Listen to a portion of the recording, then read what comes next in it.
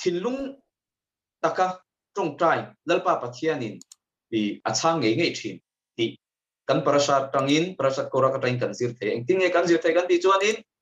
khoya tain nge thin lung chung ril taka tanga trong trai na misual ber trong trai na po lalpa pathianin emo bo che thu ber trong trai na po lalpa pathianin di chan lovin di achu ngai lo ti kan zir the soi tuangin kora ka thil sual ti alian eme madalpa pathian dauda na lalpa pathian enga ma ngai lo na athi dana tu thil thi dan pa ngai lo le na ka anga alem pilta ti ania chu tiang khopa thil sual na sa em mai ti po ni sela heta kan parasha kan huangin e mushara beinu kha engtin nge tong trai kha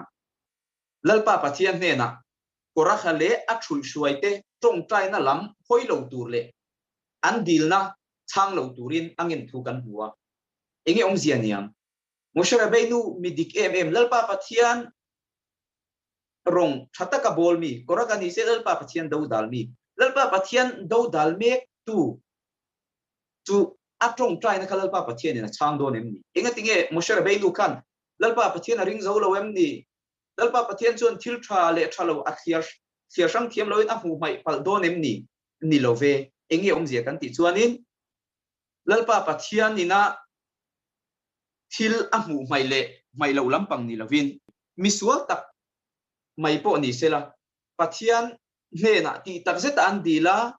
lalpa pathian hina inhlan na nei chuan lalpa pathian in alo chang mai do na ni ta tang khana a hria lenga a chan chu soi tawngin kora ka kha ai lan na te engkima kha lalpa ti tak zeta adin hunakha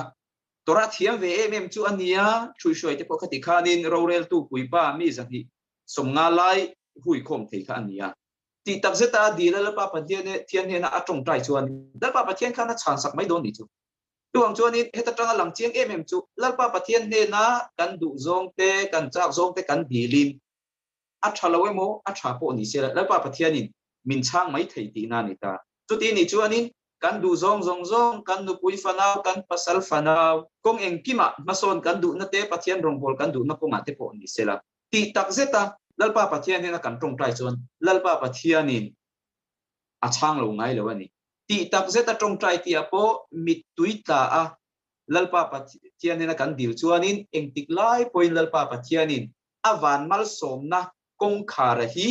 mit tui kap na atrangang niat na le ngin na kong khara hi akhar nan ngai lo ti ania chuwang chuanin lalpa pathian he na kan mang an ni te dam lo ni ko te ni mo in pui fanau pasal fanau te ta na amo e ma ni lalpa pathian tri tura pathian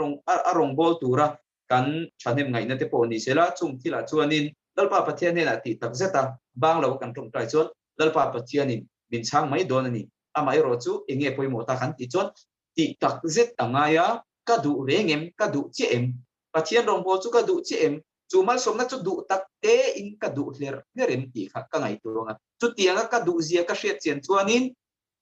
kamamo alo ni nge nga chu thil kamamo nge nei thei tur chuanin lalpa pathian ne na sataka ka awangaya chu te kau chot lalpa pathianin min chang nge ngei dona ni ti parashat kora ka tain kan shetheya moshera beinuin